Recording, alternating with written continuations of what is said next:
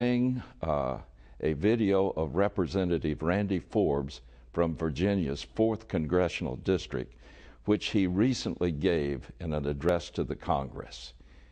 Here is Randy Forbes. Mr. Forbes. Speaker. Mr. Speaker, on April 6th of this year, the President of the United States traveled halfway around the globe and in the nation of Turkey essentially proclaimed that the United States was not a Judeo-Christian nation. Now, I don't challenge his right to do that, nor do I dispute the fact that that is what he believes.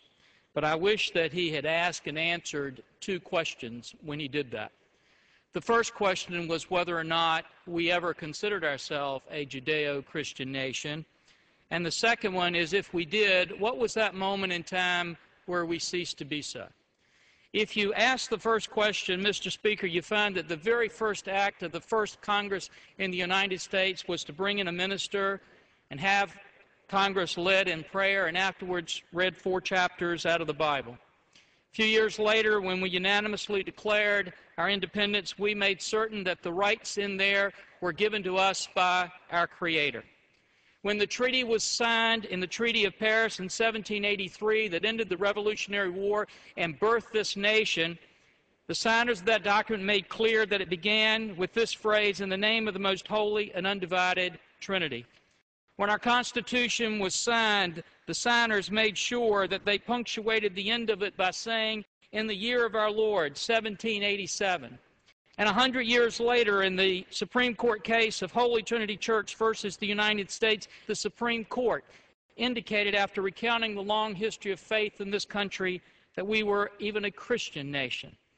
President George Washington, John Adams, Thomas Jefferson, Andrew Jackson, Abraham Lincoln, William McKinley, Teddy Roosevelt, Woodrow Wilson, Herbert Hoover, Franklin Roosevelt, Harry Truman, Dwight Eisenhower, John Kennedy, Ronald Reagan all disagreed with the President's comments and indicated how that the Bible and Judeo-Christian principles were so important in this nation. And Franklin Roosevelt even led this nation in a 6-minute prayer before the invasion of perhaps the greatest battle in history, in the invasion of Normandy, and asked for God's protection. And after that war, when Congress came together and said, where are we going to put our trust? It wasn't in our weapon systems or our economy or our great decisions here, but it was in God we trust, which is emboldened directly behind you. So if in fact we were a nation that was birthed on those Judeo-Christian principles, what was that moment in time when we ceased to so be?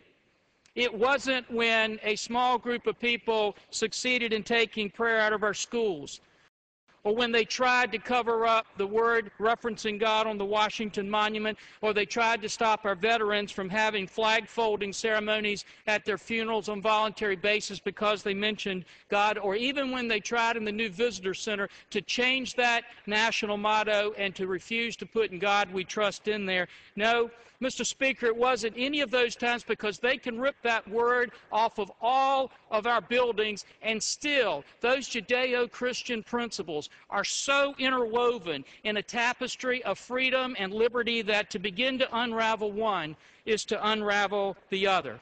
And that's why we have filed the Spiritual Heritage Resolution to help reaffirm that great history of faith that we have in this nation, and to say to those individuals who have yielded to the temptation of concluding that we are no longer a Judeo-Christian nation to come back and look at those great principles that birthed this nation and sustain us today, because we believe if they do, they will conclude, as President Eisenhower did and later Gerald Ford repeated, that without God there could be no American form of government, nor an American way of life. Recognition of the Supreme Being is the first expression of Americanism. Thus the Founding Fathers of America saw it, and thus with God's help, it will continue to be. And Mr. Speaker, I yield back.